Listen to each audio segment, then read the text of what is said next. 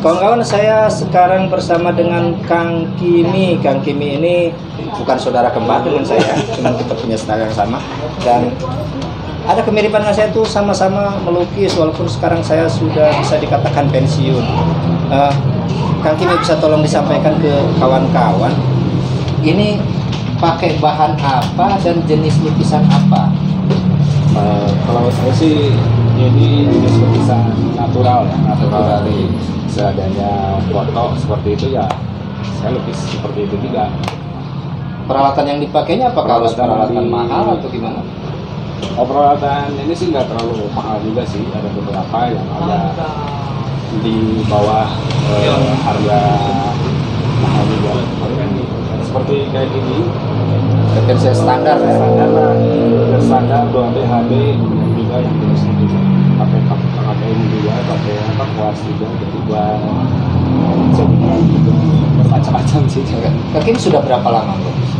Kurang lebih sih ada, kalau baru-baru ini sih 3 tahunan. 3 tahunan.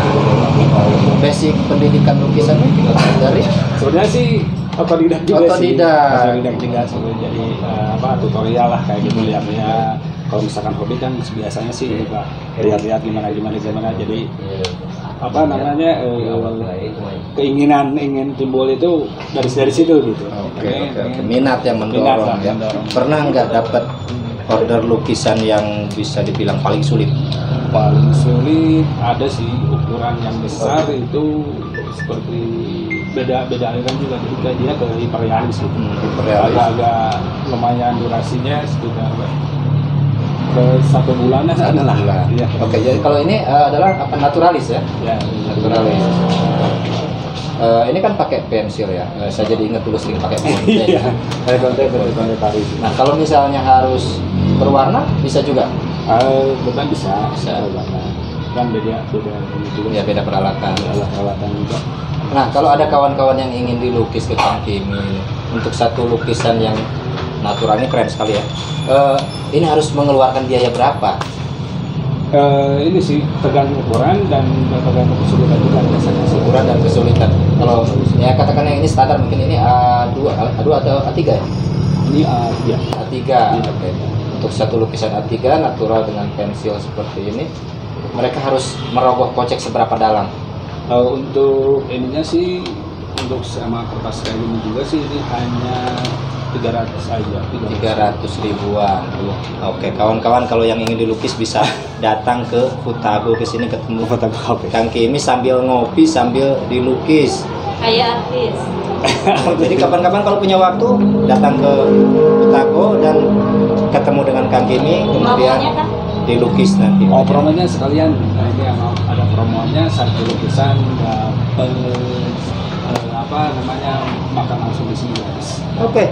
Satu kali dilukis bisa sambil makan gratis di sini, tapi mungkin tidak dilukis pas lagi makan. Nah, itu dia.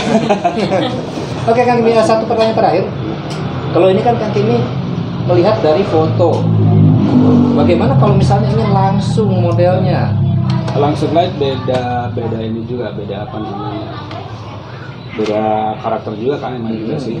Cuman agak repot juga kalau asalkan beda teknisnya. Misalkan ini sekitar 10 menitan, kita jangan bergerak dulu 10 menit, nah baru selesai boleh kita ngobrol lagi biasa seperti itu. 10 menit tidak bergerak sambil tahan napas. Oke Kang Kimi, terima kasih banyak. Semoga sukses, semoga lancar. Amin.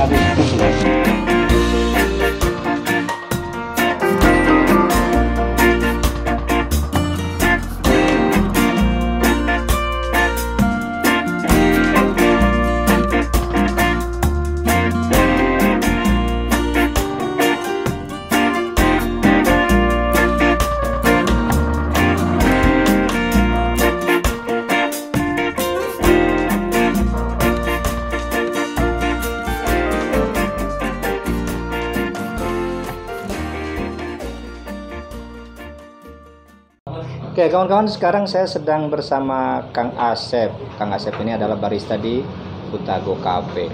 Kang Asep bisa tolong dikasih tahu kawan-kawan nggak?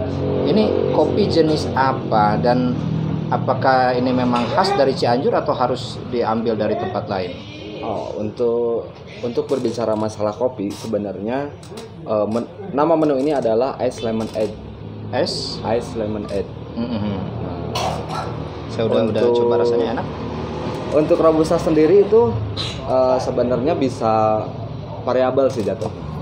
Karena kan untuk robusta sendiri itu bisa ditanam dari ketinggian dari 700 ke bawah mdpl. Nah, kalau misalkan lebih dari 700 ke atas itu bisa jatuhnya dari Arabica. Dan untuk reputasi di Cipanas Cianjur itu kebanyakan ya Arabica. Iya. Kalau ini jenisnya? Ini jenis robusta. Iya. Berarti yang di ketinggian yang rendah. Iya, yang rendah. Ini tidak dari Cipanas berarti? Sebenarnya kalau ini emang dari Cipanas karena masih ada di Cipanas juga. Iya, cuman sebagian contohnya yang dataran bawah dari sini itu kayak Mariwati, itu Simpang itu masih dataran rendah sih. Masih bisa ditanam robusta tadi. Kalau yang lebih tinggi harus Arabica yang paling cocok. Iya. Nah, ini kan kemudian rasanya beda-beda nih kopi ya, walaupun tidak dikasih campuran yang lain-lain. Yang membuat rasanya berbeda itu biasanya apa aja faktornya?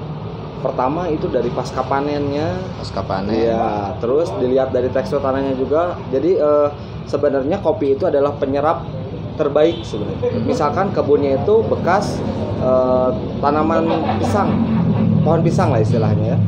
Maka akan terasa ketika sudah diganti dengan tanaman kopi, rasa pisangnya kopinya rasa pisang. Iya, seperti itu. Nah, kalau dengar kata Kang Obi, kalau di situ pernah ada mantan, berarti kopinya bakalan rasa mantan. Oke, untuk mereka yang belum menyukai kopi atau tidak terbiasa dengan kopi, tapi tiba-tiba harus mencicipi kopi, ada nggak saran kepada mereka? Bagaimana sih sebenarnya cara menikmati kopi yang baik? Oh iya. Pertama itu untuk menikmati kopi yang baik itu dengan kopi asli. Dengan kopi asli. Iya, karena kopi asli itu banyak mengandung pertama itu zat kafein. Zat kafein ini untuk membangkitkan otak kita. Ketika kita emang sudah lelah untuk berpikir, ketika ngopi insya Allah itu akan harus keluar. Kopi asli ya. Kopi asli. Dan ya nilai minusnya itu kan ada orang yang punya penyakit asam lambung. Contohnya dia nggak bisa ngopi. Sebenarnya tetap masih bisa ngopi. Masih bisa. Iya, tetap bisa. Dengan catatan setengah jam dia sebelum ngopi dia harus makan dulu. Ya oke. Kawan-kawan, itu satu tips untuk yang jarang minum kopi atau tidak terbiasa minum kopi, apalagi yang punya gangguan asam lambung, sebelum ngopi harus makan dulu. Nah, tapi bisa nggak makan sambil ngopi gitu? Kayaknya bisa aja sih. Cuma sedikit aneh kayaknya. Iya, jadi bari makan nasi, bari minum kopi. Waduh. Bari wadahnya enak. Oke, Kang Asep, terima kasih banyak untuk keterangannya, dan mudah-mudahan kopi Cianjur tetap bisa eksis dan bisa lebih dikenal. Sama seperti komoditas Cianjur lainnya. Oke kawan-kawan, itu tadi tentang kopi Cianjur.